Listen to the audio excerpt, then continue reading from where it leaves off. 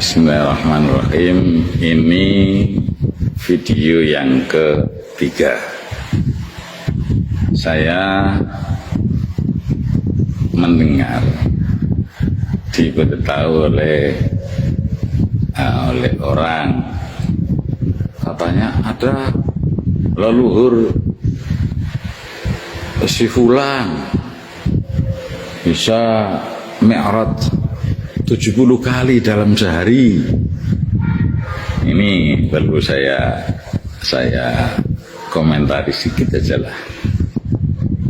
Kalau Rasulullah saja Isra-nya, Mi'rajnya dari Mekah Isra ke Palestina itu seumur-umur hanya satu kali, ya kan?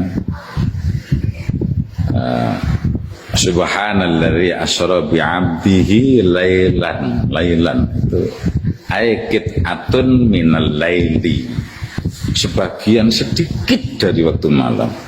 Aikit atun minal lail minal Masjidil Haram, itu dari Masjidil Haram sampai ke Masjidil Aqsa di Palestina. Kemudian di Palestina sana Rasulullah ditimbali Gusti Allah untuk mi'raj ke langit, nandur langit. Itu hanya sekali dan itu wahyu. Asrobi itu asro itu dua kali, jadi isim fi'il madhi ta'diyah itu dua kali dengan hamzah dan dengan huruf bi. Jadi Rasulullah itu ada yang mengisrokkan, yaitu Allah asrobi abdihi. Subhanalladzi maha suci sapa ya zat alladzi kang asra kang nglakokke. Dadi nglakokake itu ta'diyah mutaati bil hamzah, mutaati bil huruf jar. Jadi Kanjeng Nabi itu diisrokan, diberangkatkan sebagai abdiku. Itu ditolong dipahami. Terus ada yang namanya disebut fakih muqaddam. Itu disebutkan Isra-nya itu 70 kali dalam sehari. Ya Allah Gusti, itu cerita fabel, cerita fabel yang diceritakan pada anak kecil menjelang tidur dini naboboken. Masa ini satu orang Isra dalam sehari 70 kali. Sehari semalam itu 24 jam. Nah itu 7 kali. Berarti setiap jam itu 4 kali. Terus andai kata mereka ke sana Isra atau Mi'raj itu lurus, di sana ngapain? Mosok ke sana hanya rokok-rokok. Di sana juga nggak ada orang jualan rokok. Itu cerita yang kata mantan duta besar ya, Abu Jibril Al-Ghadabrusi itu memang sebutan guyonena itu Al-Ghadabrusi. Al-Ghadabrusi kayak begitu kok mau katakan.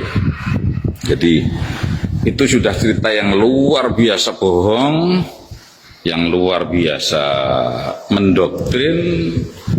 Nah begitu Kustan mbok lek kaum pribumi, masya Allah, wong Jawa, wong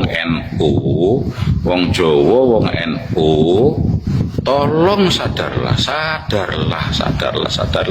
Mbak kalian ini sedang dicekoki, didongengi, kantil nyolong timun ini belum, masya Allah, lebih baik situ, gak mengandung akidah, gak ngurus akidah. Kalau orang Muhammadiyah Jawa tapi Muhammadiyah enggak laku. Mereka itu enggak laku di Muhammadiyah. Lakunya itu di NU dan NU bagian Jawa. Itu mereka orang yang enggak syukur, enggak bisa bersyukur. Mereka dihormati NU, dibesarkan NU, diajarkan oleh kiai NU kepada santrinya untuk hormat kepada mereka, tapi mereka malah menginjak-injak. Ya Allah Gusti, betapa kufurnya mereka. Kufur sekali. Itu air susu dibalas dengan air toba. Air susu dibalas dengan air toba. Kita memuliakan mereka. Imigran Yaman itu didoktrinkan oleh Kristen Senuh Horgrun Belanda bahwa iki cucu Nabi. Untuk apa? Untuk memperjuangkan, untuk membelani perlawanan kiai pribumi. Apa sih wong Islam iku ya mbek wong Islam, al-Islamu mahjubun bil muslim. Al-Islamu ya'lu wa la yu'la alaih. Islam itu tinggi maka tidak ada yang meninggihi. Islam itu akan hancur dengan orang-orang Islam dalam Islam itu sendiri.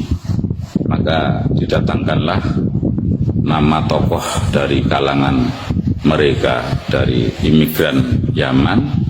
Kemudian imigran Yaman itu dijadikan mufti di negeri kita, di Batavia pada waktu itu.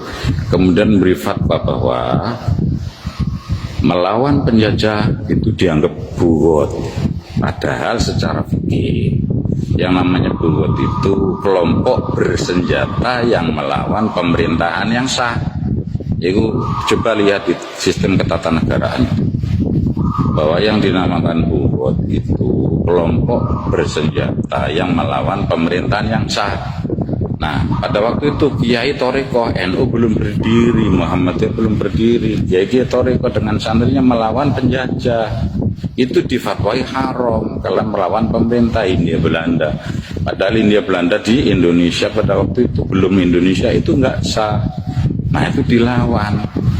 Terus ini cucu Nabi, ini cucu Nabi, maka perlawanan sedikit demi sedikit kendur karena didoktrinkan, karena diframing bahwa imigran dari Yaman itu adalah keturunan Nabi.